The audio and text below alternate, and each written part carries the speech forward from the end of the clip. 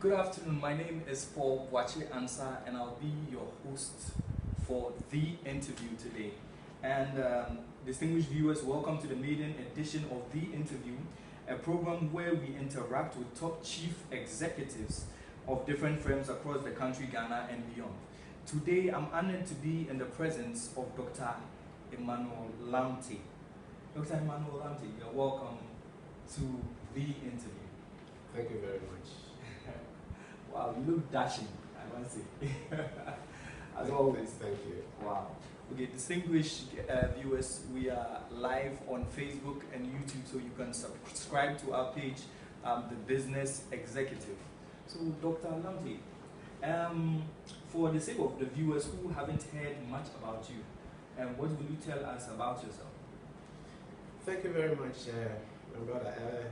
First and foremost, let me also extend greetings to your viewers and maybe listeners across the globe.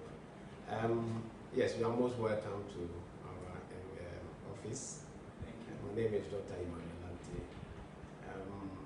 I'm the founding president and also CEO of Envaserv Research Consult. Talking about myself, probably I'll talk about education and also professional records. Where I started my secondary school at Legon Presec. So I'm on that year. Wow. Legon Presec. So wow. from Presec, I went to University of Ghana, wow. where I did my first degree in botany, zoology. Wow. Then I did my service at the Department of Marine and Fisheries Science, University of Ghana. Wow. Then from there, I enrolled to do my master's. So I enrolled 2001, and completed my master's in 2003. Then 2005, this is 2005, Yeah. I enrolled to start my PhD Wow. at the University of Ghana. And also 2005, I was appointed as a lecturer Okay. at the University of Ghana, Department of Marine and Fisheries Science. Wow. Prior to that, I had worked with an environmental firm Okay. from 2001 to 2004.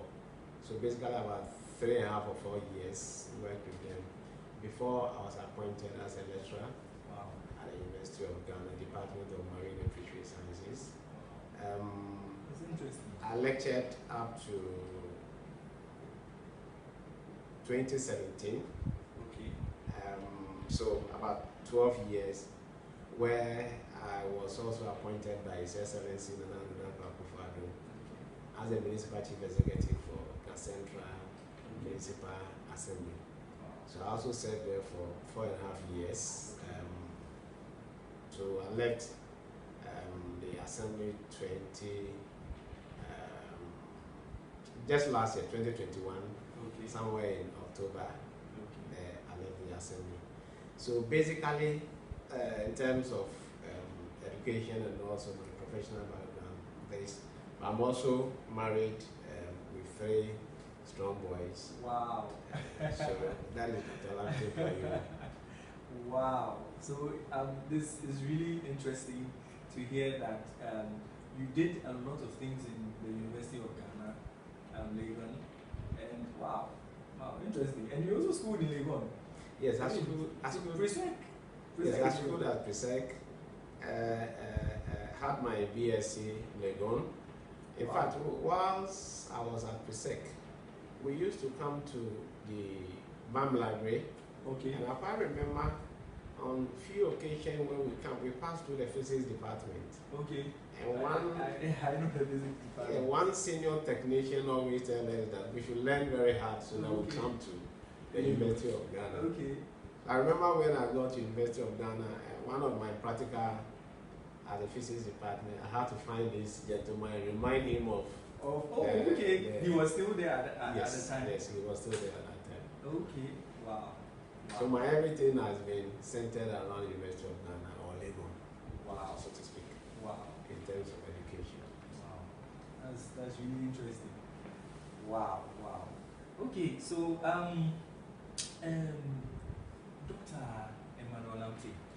did you set up Envaserv Research Consult, and why did you set up your institution? Yes, thank you. I think I mentioned that I work with some environmental firm from 2001 to somewhere 2004. Yeah. It is during that period where I get so much interest in the environment. Okay. And what actually motivated the establishment of Envaserv Research Consult was the fact that the environmental work is more scientific. Okay. And you know, scientific work research, you often need to take samples and do analysis and come out with another thorough procedure, data and what have you. And therefore, if you don't do the research very well, or you don't have the state-of-the-art equipment to do the work, whatever you'll be producing may not be the actual situation on the ground. And you may be churning out confounding results or wrong results to people. So looking at quality-wise, I decided that look, in the system, in fact, there was one occasion where we had to wait for a week or two in order to get a piece of equipment to go and do some assessment, because people had booked. Yes, people had booked the equipment. So you go and also book, and until the equipment is available, you wouldn't be able to carry out.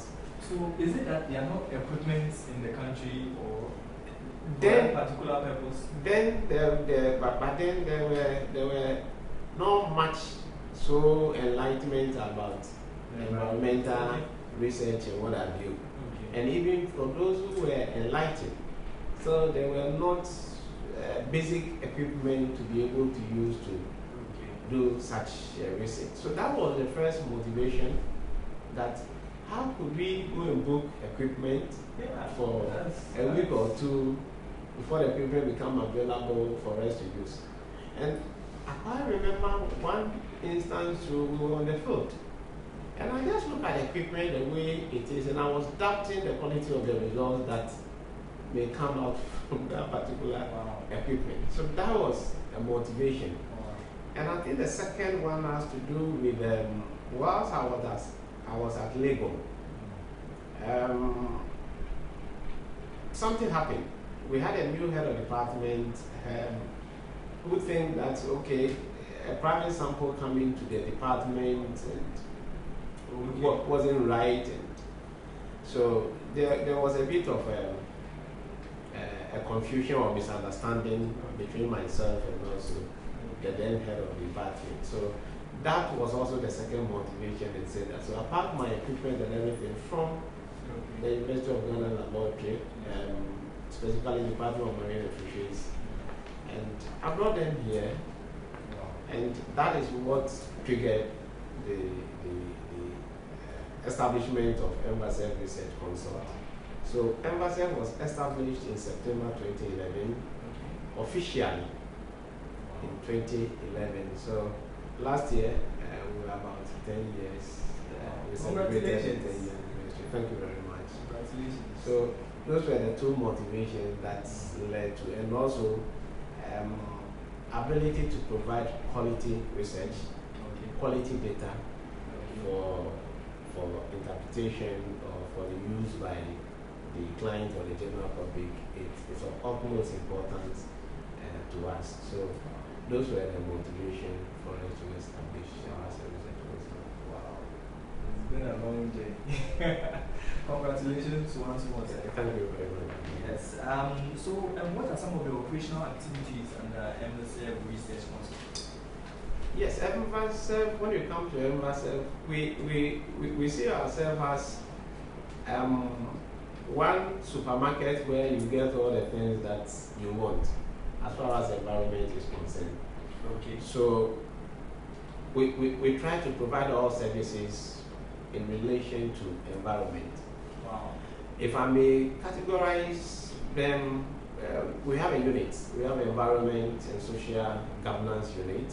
Okay. Where we. What do you do under that unit?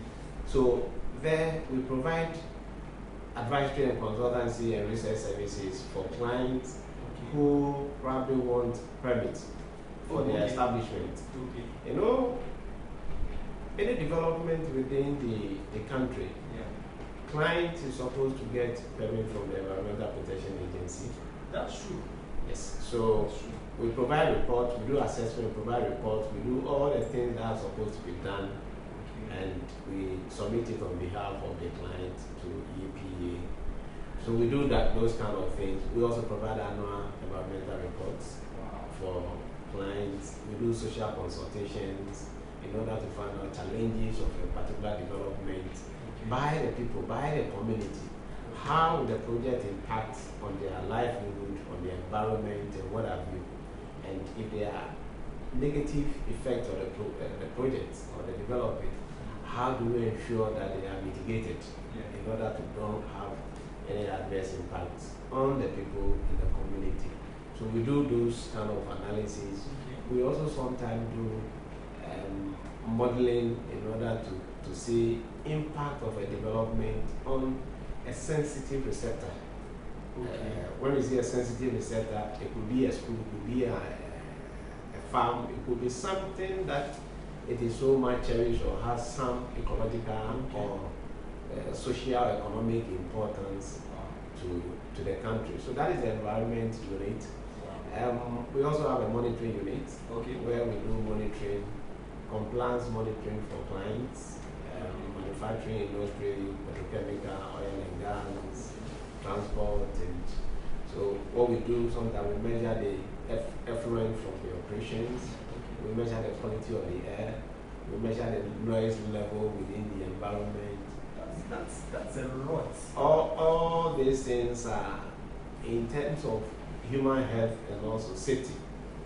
Because if you are producing too much sound, based upon exposure level, somebody may have hearing challenges here and there. So we do all these things in order to advise clients what they need to do. Sometimes it's also a way of even checking whether their system or equipment are also working optimally or adequately for them. So it's also very good for them, the client. We do offshore research.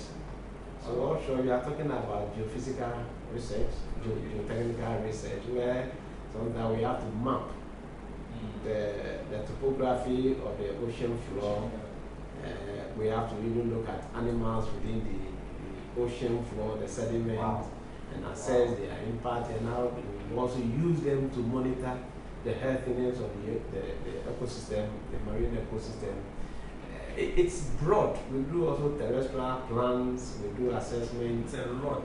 We do climate change, whatever issue, we do modeling in order to find impact of the development on the environment, how do you mitigate it, what do you need to put in place in order to reduce probably a likely significant impact to negligible impacts and what have you. We do all those things. Then in addition to that, we have a multidisciplinary laboratory. Where we do all sorts of things, from petroleum quality analysis. So we can analyze your diesel, we can analyze your petrol, gasoline, oil, and what have you, lube oil, and what have you, to know the quality of sometimes we don't take too much interest in those things, but they affect equipment, they affect machines, they affect devices that are used to do work. So we analyze all these things, including even analyzing PTV. We call something PTV analysis. That one has economic relations to the oil. So if an oil is found after the exploration, and they do some analysis, some oil will be picked. So you need to do pressure, volume, temperature tests for us to know the quantity of oil, and it has an economic value to it. So if you know the quantity, the amount of gas, an amount of oil, and blah blah. You are able to do some calculations, and based upon the volume of oil that has been identified there, you know the cost involved, how much you are going to get in terms of. We do the PVT analysis here. We also do water quality testing analysis, all sorts of water, seawater, riverine water, estuarine water, potable water, all sorts of water. We do the testing, and testing comprises about the physical, chemical, and biological testing of this water. We also do soil. If we want to go into agri, we can do assessment of the soil and even give you recommendation on the type of fertilizer to apply. For the particular crop you want to grow. And even the particular crop that you want to grow. We can also do some simple modeling to inform you of the type of fertilizer to apply, the quantity to apply, and even the expected yield. If you give us the expected yield, we'll do a simple model for you to do. There are a few instances where if you are able to know what is on the soil, it may not even require for you to even apply fertilizer for the first cropping season. Wow. Yes, but we don't know. So we all provide. And sometimes you should also know so that it reduces wastage. Yeah. Because we are planting maize, and probably the fertilizer that you have, maize will not require that particular fertilizer, but because it's in the market, you just readily go and buy it. And when you look at the system, yes, so fertilizer come, those are the south, those are the middle belt, those are the northern. Everybody is applying the same fertilizer. If it's 15-15, if it's 21-21, whatever. So NPK. The soil type is different. The soil type is different. Are different, and even the type of crop that are also different. So there is a need for us for people to do soil testing prior to planting and even deciding what you want to put on the land. Because if you do proper detailed soil fertility assessment, you'll be able to know that this one may not need corn or to be grown there, or probably sugarcane or something else, or maybe a maize cropping rather than doing monocropping. So all these things needs to be done. We do for clients and other things. We also do fertilizer testing. We test fertilizer, and we work with the Ministry of Agri. You know, when fertilizers are brought into the country, sometimes they come with guarantee. Guarantee means that there are concentrations, specifications to it. We need to confirm, and the ministry needs to confirm whether the nitrogen there is there. So we do the assessment for the ministry there and provide the results to them. We do that. And any other thing that it has to do with the environment. If it is not medical, that's environment, we are capable of doing those things. And our lab is accredited by the latest accreditation body. I think we should be the second entity within the country to have attained that particular accreditation, the ISO 17025 2017 got it. And aside, that is our laboratory. So aside that, all our activities that we do here are also accredited by ISO 9001. Wow. So our activities and everything is wow. That's interesting. Certified, That's interesting. Wow. Wow. Wow. A big wow. With the environment, from what you said, it looks like there's a lot that goes into the environment. A lot of factors that we could actually look at when we consider things that affect the environment as well. I mean, I think then, to me personally, then it's just bringing some enlightenment that then means the problem that as a country, Ghana, the problem we have concerning farming and all. I mean, if we have institutions like yours, your institution, it will really help to build up and it brings some solutions to the farming industry in Ghana. Yes, it might interest you to know that 2013 or 2015 somewhere there, when we had a new laboratory in the front, we were commissioning it. It was the Minister for Health, Agric, who came to do the commission. Wow. Yes. Honorable Humado who came to do the commission, and in fact that it was raining heavily, but he came and he was glad he came to see such a thing. I think it's because he knows a bit about what you do. No, he didn't know anything, but recommendation had come to his desk. Okay, and you are doing a very good way About this thing. Wow. And like you said, environment, anything liquid, air, and solid in the environment.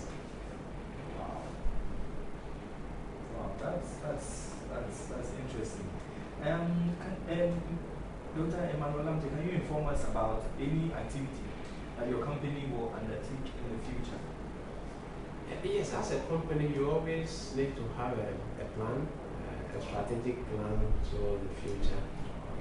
You want to grow, growth in terms of probably establishing footings elsewhere within the South region, growth in terms of having a number of staff, growth in terms of having another. So, yes, as Envaserv, we also envisage that we need to grow probably. After serving within our confines, we need to set footing elsewhere within the South region, especially the West African South region. Already we've been providing services of a sort, but we need to make the needed impact there. So in future we are looking at positive collaboration with other entities who are doing similar things so that we can extend our expertise or the services to other companies outside the shores of Ghana who also require our services. Again, we've also realized that we need to move from these premises. So we're also working at having a more complex setting where we'll be able to do so much than we do here. So that plan is also afoot. Again, the other few services we want to also bring on board. For instance, we do a lot of road construction and other things here. So once that the bitumen are supposed to be tested to meet a particular requirement and other things. So it's also an area that we are looking closely at. But in all, our future goal is that we also want to establish an engineering component of Envaserv. Also, sometimes when you see the engineering goes with the environmental, yes. So we're thinking that in future, these are some of the areas we want to venture into. Wow, that's great, sir. And can you tell us about the achievements of your company? In terms of achievement, yes. I think we can say we've achieved a lot because we are providing quality and satisfied service to our clients. That alone, to me, is also a great achievement. Because clients, either will send samples or require services to be done by outside experts. But getting to know that there is an entity here in Ghana who will be able to provide such quality services parallel to what could be provided by expatriate experts alone, it's good because it reduces cost. It saves also time for the client. So I can say that it is also an achievement. An achievement is also we being recognized by the people that we serve. It's also an achievement for us. It's a motivation to us. It's a confidence booster to the staff that we work with here. I must say that last year we were fortunate enough to receive some few awards. Global Business Excellence Leader. We received that award. We also received the most respected CEO. We also received some award from US, the Global Excellence in Business. We are here to collect that particular award next month. Wow. We've also, congratulations. Thank you. We've also received another award from UK. Wow. That is also due next month. Wow. And I also got the news that yours truly will be inducted into the Ghana Corporate Hall of Fame. So, wow. Congratulations. These are something that give us motivation that we are the right path of doing something. Wow. What are some of the challenges that Emvaserv Research Consult has encountered since you established your company? Yes, every company or entity, one way or the other, will encounter a lot of challenges. Sometimes people will say the primary challenge has to do with funds or money. Yeah. But we have built an ecosystem where we want to do everything within ourselves. Therefore, we don't normally look at the banks for funds. Because sometimes you go to the banks after providing everything, a story will come. They'll tell you a story that they may not be able to support you. Yeah. We believe that even if we had gotten probably the needed fund, would have grown faster than the way where we are at the moment. But we thank God that just like a tortoise, we've been able to gradually got into our level. So yes, one of the challenges has to do with availability of funds. Okay. Sometimes the kind of work we do, you'll be there where certain things will come instantly that you need to probably execute, and you may need one or two things in order to execute. You don't have the funds or the resources at your disposal at that particular moment. You may have to fall on the bank to assist you execute that particular contract. It is where they begin to tell you stories. So a lot of disappointment. Yes, so a lot of challenge there. Secondly, most of the things that we do, especially equipment and other things, we buy them from outside. And sometimes getting even invoice alone becomes challenging. And when you even get the invoice, you have to mobilize and send the money there. And you see, government policy also affects us. Okay. But for instance, we are not supposed to charge in USD. Even if you charge in USD, you're supposed to be paid in Ghana cedis. Yes. So assuming you are buying something from outside, and you give a client maybe $20, the client changes and pay you in cedis, and maybe the rate that is paying you, the rate changes. He will not pay. He or she will not pay you within a specified period, but probably 2, 3, or whatever a month. And the dollar would have dropped. Exactly. So you realize that what you are receiving, it is far less compared to the existing rate at the time of receiving it. Wow. So you have to get another funds, add it to it before you send it. That's a lot. Couple with the fact that you also need to pay commission from the bank and other things. So it affects us. It affects us. Let me tell you a story. We were supposed to do some petroleum analysis for a client. Okay. We charged the client $1,500 for that particular work. Unfortunately, in the course of the analysis, we had problem with one of our equipment. Oh, okay. And there was no way the client could wait, but they needed the results for a management decision. Wow. So we had to send a sample to UK. Sending the sample to UK analysis, do you know how much we paid?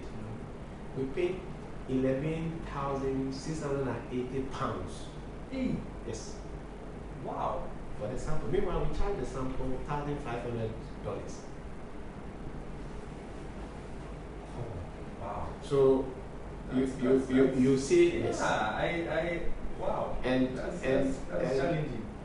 It is. Where you don't have where you need to satisfy your client so that you will not lose future services from the client. So you have to go and, if you have to go and borrow, you need to go and borrow in order to do this. And then when the equipment breaks down, there's no one within the system who will be able to repair it. You need to also sell it outside for repair. We are buying chemicals, everything we need to buy from outside because there is no entity within. We are doing everything from in-house. Wow. So those are some of the challenges that we face.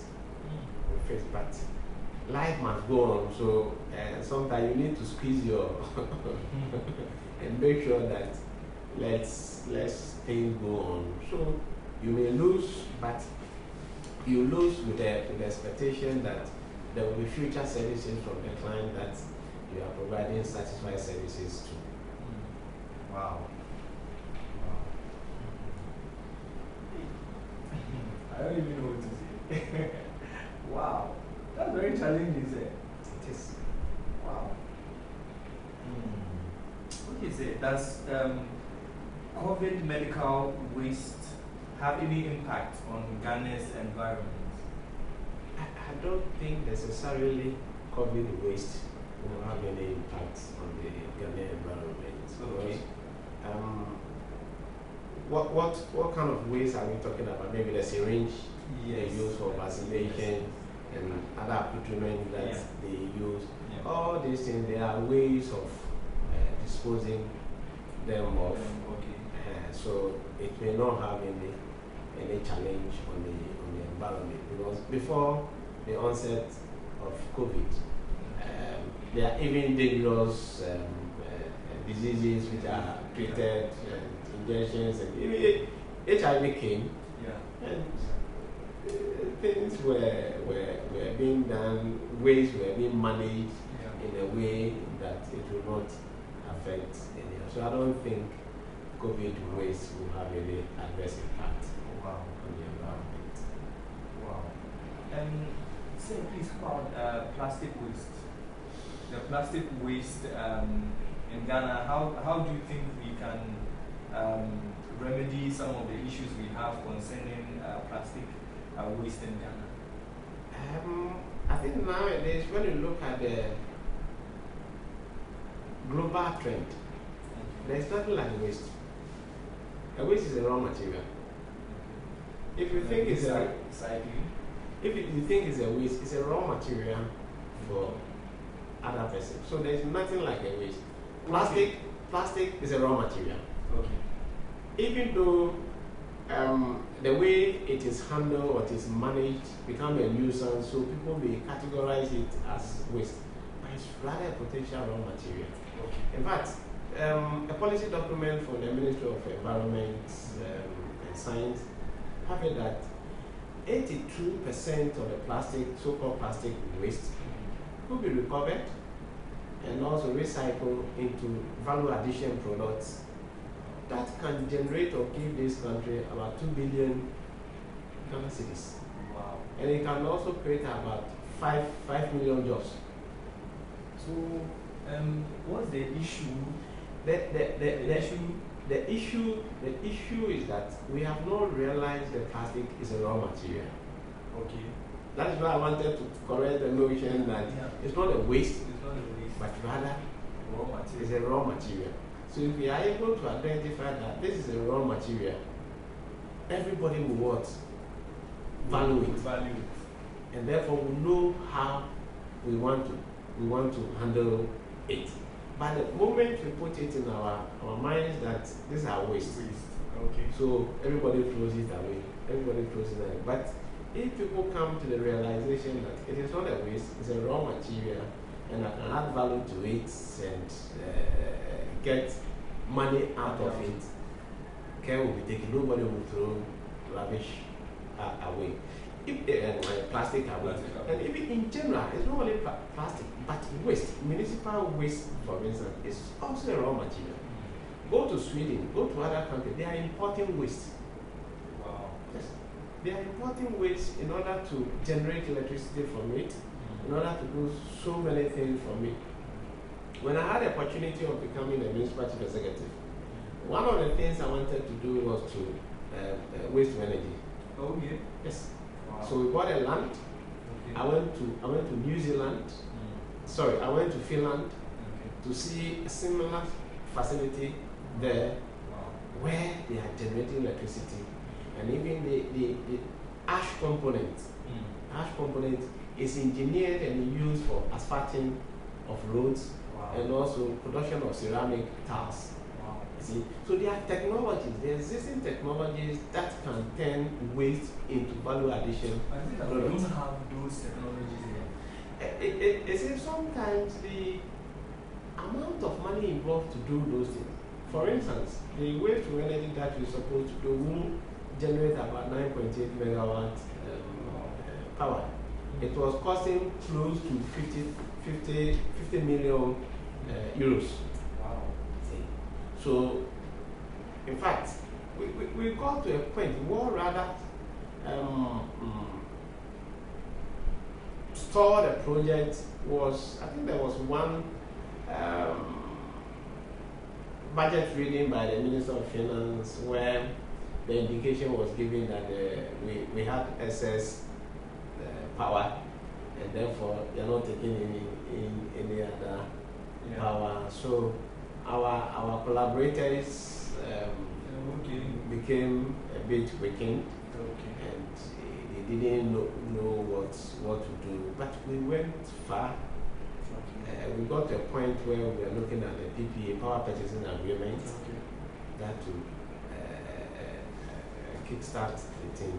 Wow. So, in fact, if you go to Ethiopia, I think Ethiopia has a waste to energy. Okay. And apart from generating electricity, they even generate water, pure water from the waste. Wow. Yes, because the waste that we have, the municipal waste that we have, about 29 to 32% contains water. So the water is treated and it's bottled. Wow. So you are getting electricity, you are getting bottled water, you are getting raw material for asphalting of roads, you are getting raw material for production of ceramic tiles. Wow. Meanwhile, what do we see down here? We don't even know where to put our waste. Meanwhile, it is a very good raw material for us. Yeah. Wow. Wow. Wow. Okay, so what can be done to deal with the Galamsey issue in Ghana? I think the issue about Galamsey, because if you understand the issue, then the solution becomes a hand. Yeah. So is it that we don't understand the issue of Galamsey? One has to do with people needing job to do. People want to think that it's a way of getting quick money. Gold is expensive. And also, when you look at the parties involved, and the fact that we've not been able to structure or streamline that kind of activities, coupled with the political connotation that goes, it makes the whole thing very complex and nebulous, and trying to find how you will be able to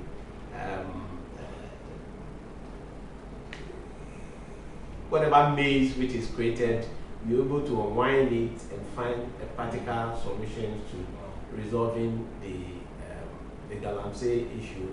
It's a concerning issue and a challenging one, but I believe the new minister also is also working to ensure that these Galamsey activities are controlled and they are managed, so that if there is a company, maybe Anglo Ashanti, and an area is demarcated for Galamsey activities, those people will be controlled there, and probably small quantities of gold that they generate could be bought from whatever them. So they are managed and they are controlled, and rather than we allowing expatriate Chinese and others to come and we facilitate their everything, and Of course, they don't live here, so when they destroy the environment, tomorrow they can pack bag and baggage and go back to their country. Wow. And I believe we also need to be very strong on some of these things. But again, you don't blame them because it is most Ghanaians that facilitate. Because somebody will go and see the chief and tell the chief that this is my partner from China, so we are coming to do activity. And as a chief, the chief wants development of his people, wants jobs for his people, and blah blah. The chief will give the concession out. Meanwhile, this Ghanaian will just take his or a percentage from the Chinese and leave the Chinese to do whatever they want to do. So the whole thing needs to be controlled and managed in a way that yes, the people will get job, but the activities are controlled so that adverse impact that they have on the receiving environment is brought to the various minimum. Wow. So say climate change has caused global warming, food shortage, and inadequate supply of potable water. What do you think we can do in Ghana that could help this situation? Okay, so when we say climate change, we are talking about long-term fluctuations in temperature, precipitation, or what we call rainfall, wind, and also other earth climate systems. So that is what we call the climate change. What causes some of these things? It's just our activities, the emissions that goes to the atmosphere, you see. And among the various emissions that have been identified, we realize the notable one has to do with the carbon dioxide. So all our activities are producing carbon dioxide. What activities are we talking about? We are talking about combustion of fossil fuel. So every developing economies are now burning fuel. Everybody wants to use vehicle. A young guy who finishes, and we all burning fuel. So we all burning. So it's a global issue, but the generation is local. So locally we are generating a bit of it, and these things are accumulating in the system. The information has is that if the carbon dioxide annually increases by 2 ppm parts per million, it means that if you take 2% of this is what increases the carbon dioxide levels in the atmosphere. And you see, if you say you are doing your bit here in order to control it, somebody else is not doing anything. And the thing will not just confine to the person's environment, but it's a global. Air is moving. So sometimes it is generated elsewhere, but impact is felt at a different location. I think some time ago, the IPCC, which is Intergovernmental Panel for Climate Change, I think 2018 or so, indicated that for us to arrest the trend of climate change, then it means that the emission levels, especially the CO2, carbon dioxide level, should be reduced by 45%. Wow. 45%. And we gave ourselves up to 2030 in order for this thing to be realized. But even the current information has it that the levels are still increasing, and if the trend is not arrested, it will create a problem for us. I believe last year there was a climate meeting at Glasgow. Oh, yeah. Where now the focus is about net zero commitment. Wow. So it means that we don't say that we are producing, we want to reduce whatever, but we are all focusing on producing no emission to the atmosphere. That is a commitment and that commitment. The COP, yeah, COP 26. Yeah, I saw their ad online, and it surprised me because there was this Ghanaian musician that was a face of it from Ghana, and he went there to support them. It was really interesting. That's the only one and only time I ever got to see, anything on climate change. But yes. a lot of Ghanaians went because we also signatory to some of these conventions. So a lot of people. In fact, the country is monitored. It's monitored. So annually, occasionally, the Environmental Protection Agency need to submit report to the authority so that we also know how much we are producing. By 2016 report also, we've produced about carbon dioxide equivalent. It's about 42 million metric tons of that is the emission that we are releasing into the atmosphere. So how do we arrest this based upon Glasgow? This thing that now it's becoming an organizing principle for everybody to incorporate climate reduction ideas or emission into their operations and their systems. So if you look at what the others have started, for instance, combustion, fossil fuel. Now if you go to US, they are using electric vehicles and other things. People are now using wind energy, turbine, and what have you. So there are three things that needs to be done. One is to have energy efficiency products. Products which are very energy efficient. Wow. See. Secondly, we need to have innovative products. The existing one, they should be energy efficient, but new innovative products that will also be energy efficient. Then technologies which are coming should have very low carbon product. Let's see. So if you are thinking about the new technology, then you should have it in mind. For instance, electricity that we use produce a lot of carbon dioxide. Wow.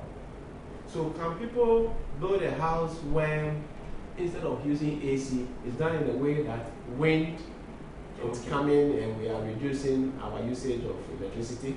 Wow.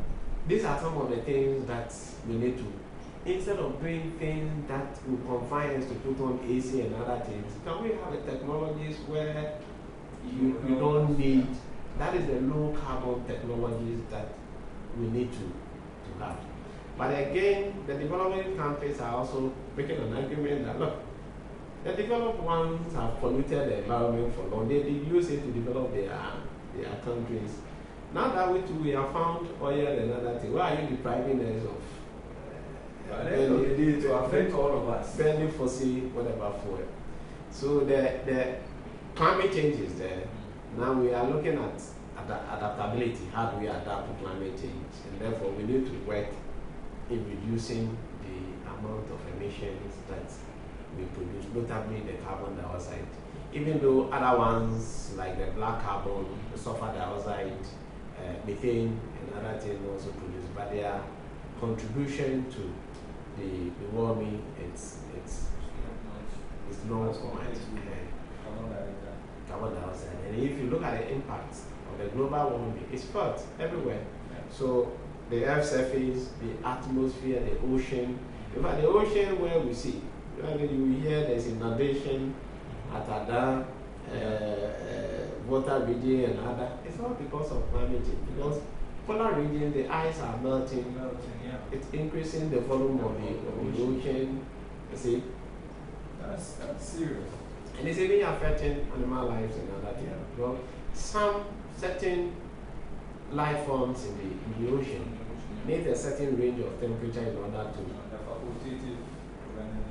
produce or function optimally. But if temperature changes, it affects them, it affects their production, it affects their growth, it affects so many things. So the impact of the climate change is real, and it needs a collective effort of everybody to be on board in order to arrest it. Other than that, future, especially agric, will be affected. You know how the saying goes, when the last tree dies, wow. Thank you so much, Dr. Emmanuel Lamptey. It's been an honor interviewing you, and I've really learned a lot today. And I know, of course, our viewers have learned a lot today. Thank you so much. I'm Paul Wachams. I've been your host this afternoon on The Interview. Until then, stay safe and be safe. Thank you.